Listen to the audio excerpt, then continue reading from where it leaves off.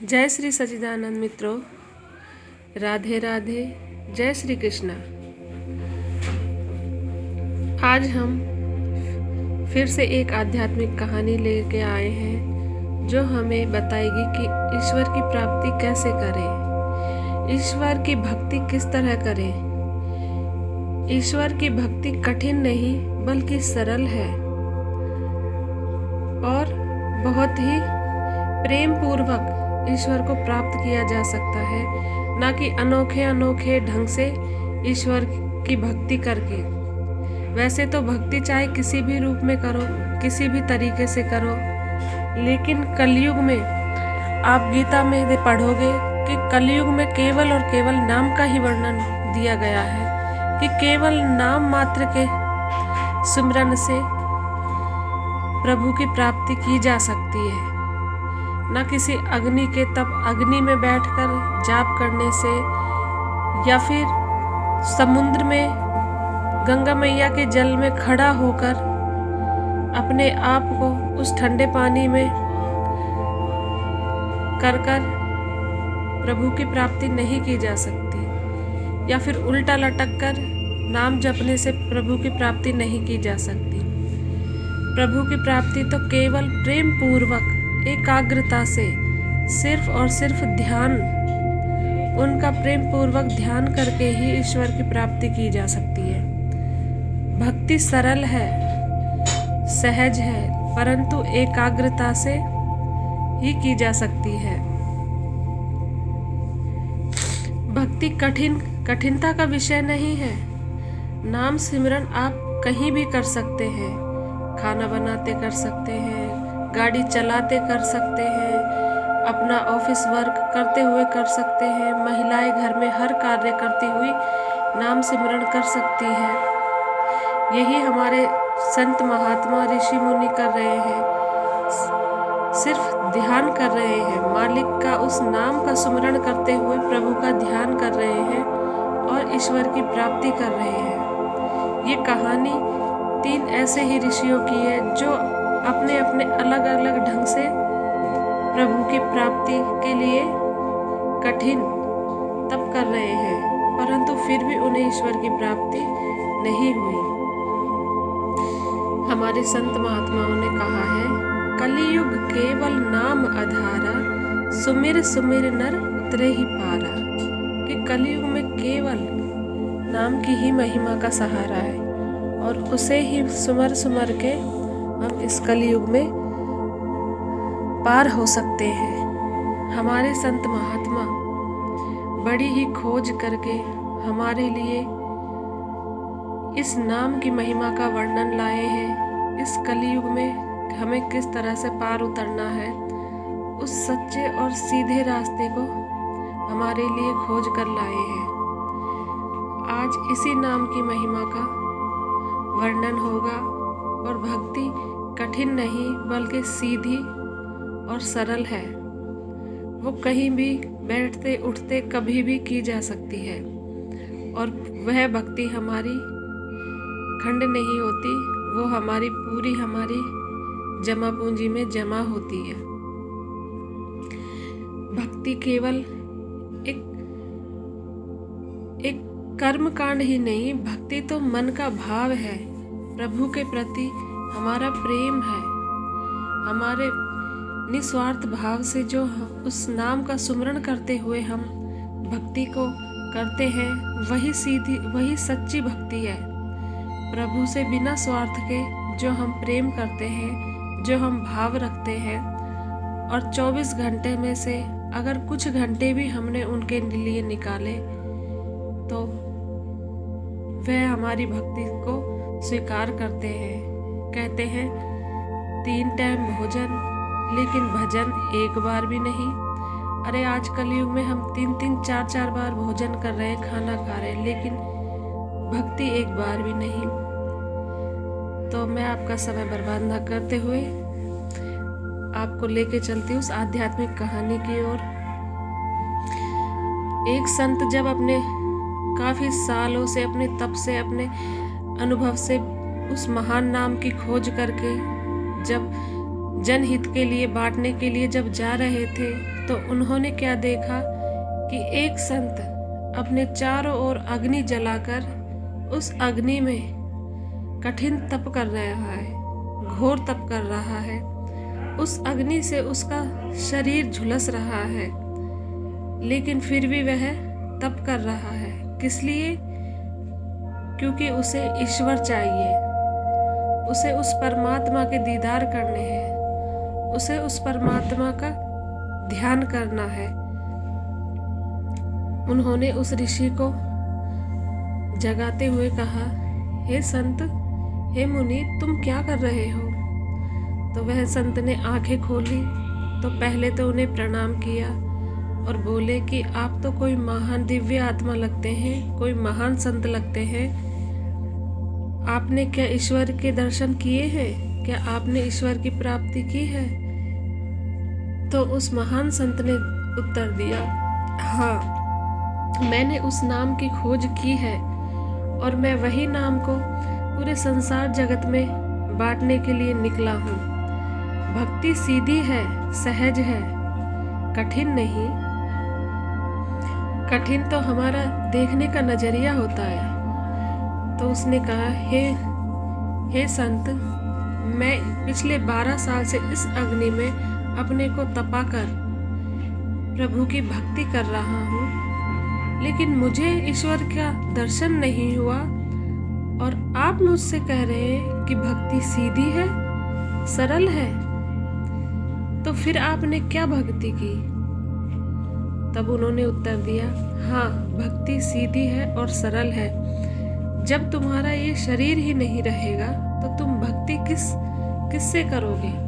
इस शरीर को तुम तपा कर अग्नि में झुलसा कर अपने शरीर को प्रताड़ित कर रहे हो। इस शरीर में ही तो स्वयं ईश्वर बसते हैं। अगर अग्नि में तपाकर ईश्वर की प्राप्ति हो जाती तो हमारे देश की महिला चूल्हा जलाकर अग्नि के सामने सुबह शाम दोपहर भोजन बनाती है।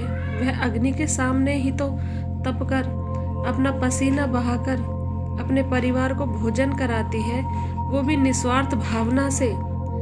तो क्या उन महिलाओं के तप में इतनी शक्ति नहीं होती कि वह ईश्वर को प्राप्त कर सकती?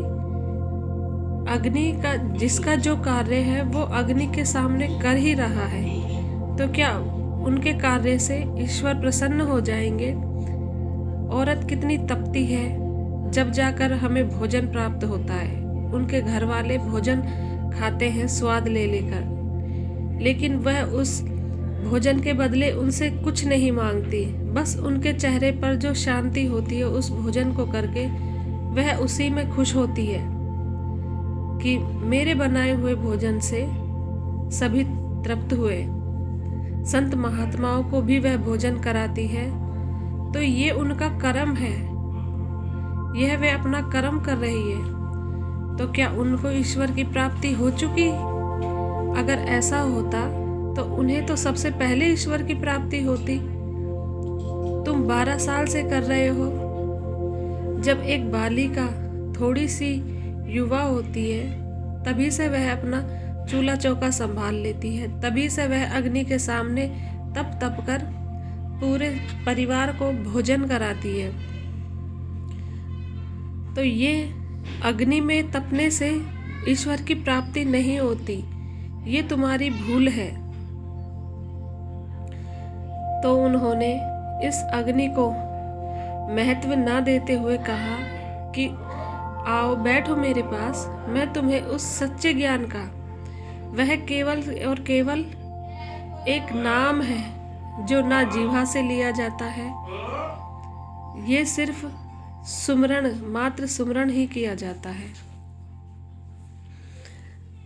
आप अपने जीवन में इस नाम का सुमरण कीजिए। यह नाम का सुमरण कभी भी और कहीं भी कर सकते हैं आप। तो उन्हें गीता का ज्ञान देते हुए उन संत ने उनकी वो तपस्या को खंडित करवाया और उन्हें सीधी और सच्ची भक्ति का ज्ञान दिया और वे फिर अपनी भक्ति करने लगे कि यह उपदेश अब पूरे संसार को फैलना चाहिए कि भक्ति केवल किसी अपने शरीर को तपाने से नहीं होती। भक्ति तो कभी भी और कहीं भी कर सकते हैं।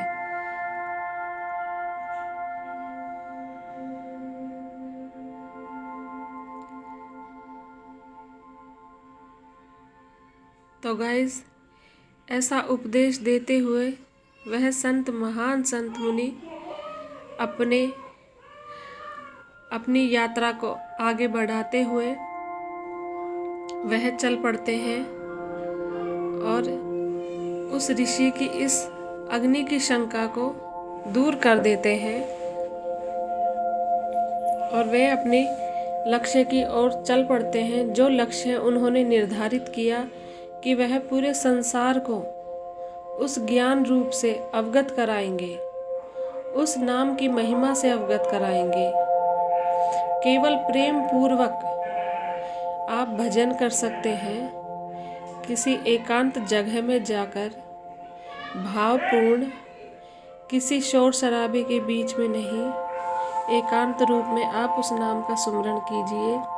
वैसे तो नाम सुमरण आप भी कर सकते हैं, चलते फिरते, बैठते उठते, काम करते हुए उस नाम को सुमरण कर सकते हैं।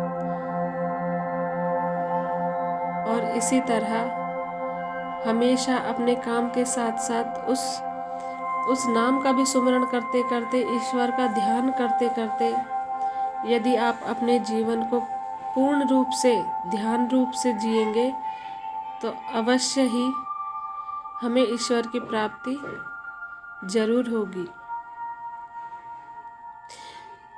फिर वह संत मुनि ईश्वर का बखान करते हुए अपने लक्ष्य की ओर चल पड़े और प्रभु के नाम की महिमा को जन जन में बांटते हुए चले। अभी तो उनके जीवन में कुछ और घटनाएं बाकी थी, कुछ और बड़े बड़े ऐसे संत थे जो अपने आप को कई वर्षों से ऐसी ही कुछ साधनाओं से प्रताड़ित कर रहे थे। तो उन्होंने अपने ध्यान से देखा और वह उन्हीं संतों की ओर चल पड़े, क्योंकि संत तो परार्थ करते करते थक जाते हैं, लेकिन उनका परार्थ खत्म नहीं होता। वे हमेशा परार्थ में ही जीते हैं। वे स्वार्थ की भावना से कभी किसी को कुछ नहीं देते। वह हमेशा निस्वार्थ भावना से ही सबका कल्याण करते हैं।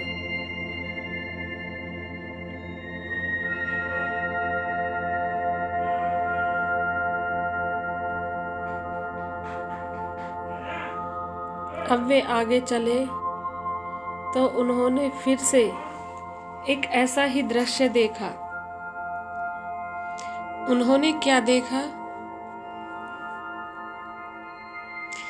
कि एक संत पानी में खड़े होकर एक पैर से साधना कर रहे थे, एक पैर से खड़े होकर साधना कर रहे थे। तब उन्होंने साधना उस संत को जगाया और कहा, हे मुनिराज, तुम ये क्या कर रहे हो? तो उस संत ने आंखें खोली। उस ऋषि ने अपनी आंखें खोलकर सामने देखा तो उन्हें इन संतों के रूप में कुछ अलग ही तेज नजर आया। तो उन्होंने प्रणाम करते हुए कहा, हे संत मुनि, आप कौन हैं? आपके चेहरे से इतना तेज झलक रहा है मानो आपने कोई बड़ी उपलब्धि की हो, कृपया आप बताएंगे? तो उन्होंने कहा, हाँ, मैंने सच्चे नाम की उपलब्धि की है, मैंने ईश्वर की भक्ति की है, मैंने ईश्वर को पाया है। तो उन्होंने कहा, ईश्वर को किस तरह आपने पा लिया? मैं इतने सालों से इस जल में रहकर अपने को ठंडा कर रहा हूँ, बर्फ की तरह जमा रहा हूँ, लेकिन मुझे ईश्वर की प्राप्ति नहीं हुई। आप झूठ बोल रहे हैं। मैंने अपने कठोर तप से ईश्वर को खुश करने की कोशिश की, परंतु ईश्वर की प्राप्ति मैं नहीं कर पाया। तब वह मुस्कुराते हुए बोलते हैं कि ईश्वर की भक्ति कठोर नहीं, सरल है। तो उन दोनों संतों के बीच काफी समय तक बहस हुई। फिर वह संत बोले, कठोर नहीं है, सरल है। सरल है तो कैसे, किस प्रकार? भक्ति किस प्रकार से सरल है? क्या इतनी आसानी से ईश्वर मिल जाते हैं कि हमें इतना कठोर तप करने की आवश्यकता ही नहीं है? क्या ईश्वर ऐसे हैं, परमात्मा ऐसे हैं जो बहुत ही सरल भक्ति से हमें मिल जाते हैं? तो उन्होंने फिर समझाते हुए, फिर गीता का ज्ञान देते हुए कहा कि हे संत मुनि, हमारे जो शास्त्रों में भी लिखा है, धार्मिक ग्रंथों में लिखा है, कलयुग केवल नाम आधारा, सुमिर सुमिर नर उतरे ही पारा। कलयुग में केवल और केवल नाम की ही महिमा है। जिस प्रकार तुम पानी में खड़े होकर, गंगा मैया में खड़े होकर तुम इतना कठोर तप कर रहे हो, तो इस गंगा मैया में, इस जल में तो कितनी ही मछलियां हैं, कितने ही जीव जंतु हैं, जो आते हैं, अपना जीवन चक्र पूरा करते हैं और इसी में मर जाते हैं और इसी में ही उनकी देह त्याग देते हैं और इसी में ही उनका शरीर नष्ट हो जाता है। अगर ऐसा होता कि गंगा मैया में खड़े होकर एक पैर से ईश्वर की प्राप्ति हो सकती, तो सबसे पहले मछली, मगरमच्छ और भी कछुआ और भी कितने ही प्राणी इसमें रहने वाले, उनकी अभी तक मुक्ति हो जाती। और इस पानी में, गंगा मैया में एक भी जीव जंतु, पानी के जो जलचर हैं, वो एक भी नहीं होते, सबकी मुक्ति हो गई होती। बड़ा पानी नहीं होता, बड़ा जल नहीं होता,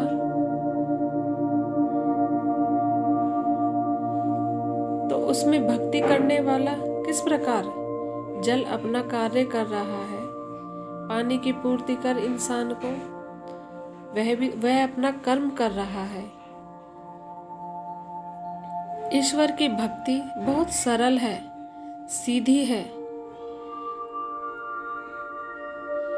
तो उन्होंने फिर उस संत ने कहा कि यदि ईश्वर की भक्ति सरल है तो कृपा कर मुझे बताइए कि ईश्वर की भक्ति किस प्रकार है।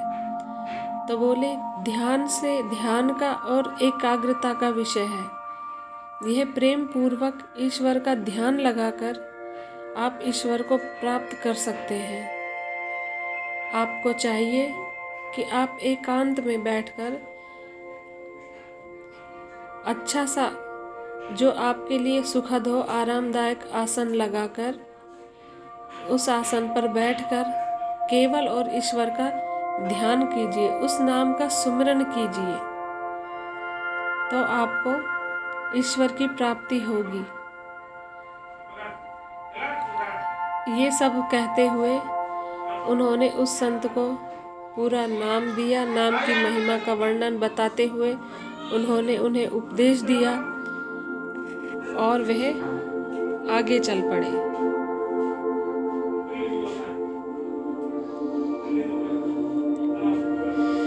संत आगे चलते हुए तो उनके जीवन में एक और घटना घटने वाली थी। वह आगे चलते हुए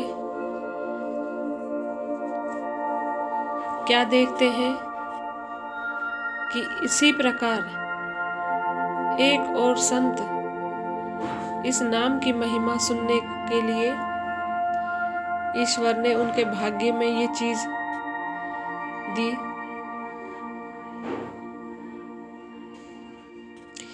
ईश्वर की महिमा का गुणगान जो वे करते करते जा रहे थे, तो इस गुणगान का पात्र एक और ऋषि भी उनका इंतज़ार कर रहा था।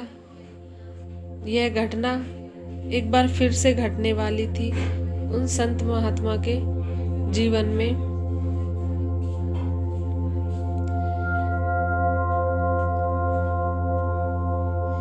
नाम केवल एक ऐसी अनुभूति है जो सिमरन मात्र से ही हम अनुभव कर सकते हैं। ईश्वर को आप बैठे बैठे ही देख सकते हैं, लेकिन पूर्ण ध्यान और पूर्ण समर्पण से आप अपने नित्य कर्म भी कीजिए, रोजमर्रा के कार्य करते रहे, लेकिन उस कार्य को करते करते आप श्री गुरु महाराज जी का, श्री भगवान का भी नाम सुमरण करते रहिए, उनका भी ध्यान करते रहिए। भक्ति ये नहीं कहती कि हम घर के कामकाज छोड़ दें या हम रोजमर्रा की जिंदगी को छोड़ दें, हम अपने व्यक्तिगत, अपने परिवार के लिए कर्म ना करें। ईश्वर ऐसा कभी नहीं कहता। ईश्वर ये भी नहीं कहता कि तुम अपने आप को कठिन, अपने शरीर को कठिन तप से तपाओ, जब ये शरीर ही स्वस्थ नहीं रहेगा, ये शरीर ही नहीं रहेगा, तो आप भक्ति किससे करेंगे? ये शरीर ही एकमात्र ऐसा साधन है जिसके द्वारा आप ईश्वर की प्राप्ति कर सकते हैं। भगवान की भक्ति में इस शरीर का भी बहुत बड़ा योगदान है, क्योंकि इस शरीर के साथ ही हम ईश्वर की भक्ति कर सकते हैं। वह संत मुनि चलते हुए, आगे बढ़ते हुए देखते हैं और जाते हैं कि फिर एक मुनि, फिर एक संत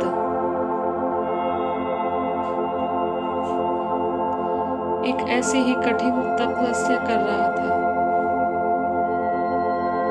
वह पेड़ से उल्टा लटक कर तप कर रहा था।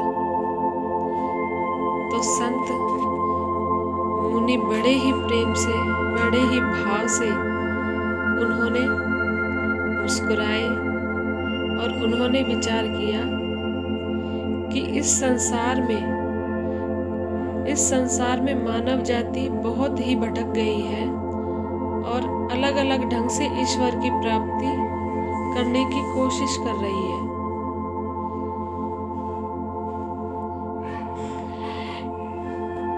क्यों पहले संत युगों युगों से तप करते थे, कई युग बीत जाते थे, लेकिन उनकी तपस्या खत्म ही नहीं होती थी। वह अपनी कठोर तपस्या में लगे ही रहते थे। क्यों भगवान बुद्ध को इतनी कठोर तपस्या करने के बाद भी, तपस्या के अंतिम चरण पर पहुंचने के बाद ही उन्होंने उस ज्ञान को पाया कि ज्ञान तो कोई कठोर वस्तु नहीं है, भक्ति तो सीधी और सरल है।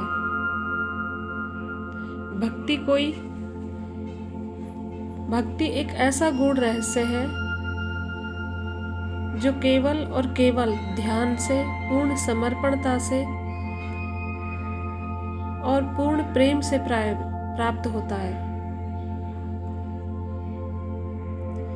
भगवान बुद्ध ने भी अपने शरीर को तपाया, सुखाया, भूखे रहे, एक पैर पर खड़े होकर तपस्या की जल में। उन्होंने जल पीना भी छोड़ दिया, किंतु जब वे अंतिम चरण पर पहुंचे तो उन्हें वहां पर कुछ भी प्राप्त नहीं हुआ। वहां पर जाकर उन्होंने देखा कि वहां तो कुछ भी नहीं है। तब उन्होंने समझा कि यह रास्ता ही गलत है। जिस अमरता की, जिस मुक्ति की कामना करते हुए इस जन्म मरण के चक्र से ही छूटने के लिए जो मैं भक्ति कर रहा हूँ, ये रास्ता ही गलत है। तब वह मुनि देखते हैं कि यह संत पेड़ पर उल्टा लटक कर अपनी तपस्या पूर्ण कर रहा है। उन्हें फिर एक आश्चर्य हुआ कि मानव जाति को क्या हो गया है। वह इस सीधे और सच्चे सरल रास्ते को क्यों नहीं अपनाना चाहता? उसे क्यों समझ में नहीं आता? ईश्वर तो केवल और केवल प्रेम का विषय है। वो प्रेम के वासी है। उनका ध्यान, आप उनका पूर्ण रूप से ध्यान करने से ही आप उन्हें प्राप्त कर लेंगे। ये अग्नि में तपाना, जल में एक पैर से खड़े रहकर भक्ति करना, और अब ये साधु वृक्ष के नीचे लटक कर इतनी कठोर भक्ति कर रहा है, और फिर भी इसे अभी तक ईश्वर की प्राप्ति नहीं हुई। उन्होंने पूछा, हे संत, तुम क्या कर रहे हो? तो उन्होंने भी उन्हें प्रणाम करते हुए कहा, हे ऋषि, हे मुनि, महान संत, मैं ईश्वर की प्राप्ति की साधना कर रहा हूँ। मैंने ये कई लाख वर्ष बिता दिए, लेकिन मुझे ईश्वर की प्राप्ति नहीं हुई। लेकिन आपका इतना तेज देखकर मुझे लगता है कि आपने कोई विशेष उपलब्धि प्राप्त की है। तो उन संत ने कहा, हाँ, मैंने ईश्वर की प्राप्ति की है। मैंने उस सच्चे स्वरूप को देखा है, उस सच्चे नाम को जाना है जो हम सबके भीतर है, जो हमसे अलग नहीं है। तो उन्होंने कहा, ऐसा कैसे हो सकता है? मैं उल्टा लटक कर इतने सालों से तप कर रहा हूँ, मुझे ईश्वर की प्राप्ति नहीं हुई, और आपने कर ली। ऐसी कौन सी विधि है, ऐसी कौन सी कठिन तप किया है आपने जो आपको ईश्वर की प्राप्ति हो गई? तो उन्होंने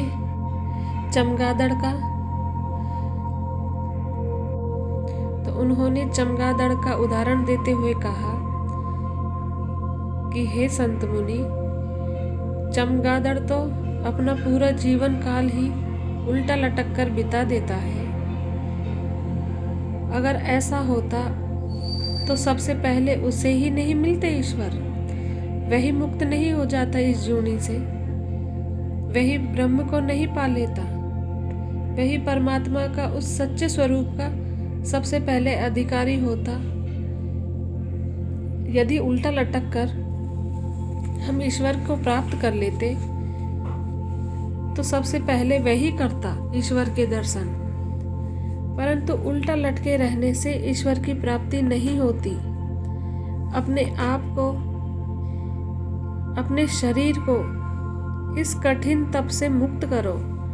भक्ति सच्ची है, सीधी है और सरल है, और सबसे पहले ईश्वर से प्रेम का विषय है। हमारा प्रेम और हमारी एकाग्रता, ये दोनों ही मिलकर हमें ईश्वर की ओर लेके जाती है, और ईश्वर की प्राप्ति इन कठिन तप से नहीं, बल्कि अपने शरीर को इस तरह ढालो, ना ज़्यादा खाओ, ना ज़्यादा भूखा रहो, अपने शरीर को इस तरह से रखो कि वह ज़्यादा आलसी ना बने और ज़्यादा कमज़ोर भी ना हो। उससे आपको भक्ति, ध्यान साधना करने पर ईश्वर की प्राप्ति अवश्य होगी। वह नाम की महिमा है। केवल और केवल एक नाम ही ऐसा है, वह ईश्वर का नाम है जो तुम्हें उस ईश्वर से मिला सकता है। उस ईश्वर की प्राप्ति की जा सकती है केवल और केवल उस मात्र एक नाम के सहारे पर। तो उन्होंने वही शब्द दोहराते हुए उस संत को भी समझाया कि कलयुग में केवल एकमात्र नाम की महिमा ऐसी है जो ऋषियों ने गाई है कि और युगों से भी सबसे सरल भक्ति इस कलयुग में होगी। कलयुग में सब कुछ इतना इतना इतना तांडववादी होगा, सब कुछ इतना गलत, इतना खराब होगा, लेकिन कलयुग में एक चीज़ इतनी अच्छी होगी जो प्रभु के भक्तों के हित में है कि कलयुग में भक्ति सच्ची बहुत ही सरल होगी। केवल मात्र उस ईश्वर के एकमात्र नाम से के सुमरन से ही व्यक्ति इस कलयुग से तर जाएगा, इस कलयुग से पार हो जाएगा। तो उस नाम का वर्णन करते हुए उस महान संत ने, जो स्वयं ईश्वर के रूप में आए या गुरु महाराज जी के रूप में आए, और उन्होंने उन तीनों संतों को उपदेश दिया और कहा कि अब तुम ये उपदेश जन जन में पहुंचाओ, पूरे संसार में ये उपदेश फैलाओ और इस प्रभु के नाम की महिमा का वर्णन हर किसी को सुनाओ कि प्रभु की भक्ति बहुत ही सरल है। आप उसे बैठते उठते किसी भी प्रकार से कर सकते हैं। प्रभु से इतना प्रेम कीजिए, इतना लगाव रखिए कि बिना किसी कामना के उनका ध्यान कीजिए। वह ईश्वर आपकी इच्छा को, आपके अंदर अपनी इच्छाओं को बिल्कुल मार दीजिए, उन्हें खत्म कर दीजिए, क्योंकि वह सब जानते हैं कि हमारे लिए क्या सही है क्या गलत है। वह हमारे हित में ही हमारे जीवन का हर निर्णय हमारे हित में ही लेंगे। केवल वे हमारे हितकारी ही नहीं, हमारी आत्मा को मुक्ति प्रदान करने वाले भी हैं। हर रिश्ते को निभाइए, हर कर्म कांड को कीजिए, लेकिन पूरी सच्चाई से, ईमानदारी से और धर्म के साथ। धर्म को अपने जीवन में धर्म को रखकर ही अपना हर कार्य कीजिए। नीति के साथ कीजिए, अनीति के साथ नहीं। ईश्वर तो बहुत ही सरल स्वभाव के होते हैं। वे तो हमारे प्रेम से भी, हमारे आंसुओं से भी पिघल जाते हैं। उन्हें किसी कठोर तप की आवश्यकता नहीं होती। वह हमारे कठोर तप से लुभावित नहीं होते। वे तो प्रेम के वासी हैं, वे तो प्रेम के भूखे हैं। वो अपने भक्त का प्रेम देखते हैं। वो देखते हैं कि मेरा भक्त मुझे कितना प्रेम करता है। वो तो प्रेम के वासी है। जिस रूप में भी हम उन्हें देखेंगे, वह उसी रूप में हमारे लिए तैयार है। प्रभु तो किसी भी रूप में आकर अपने भक्तों को तृप्त कर जाते हैं। और भक्त एक सच्चा भक्त उनके स्वरूप को पहचान ही लेता है।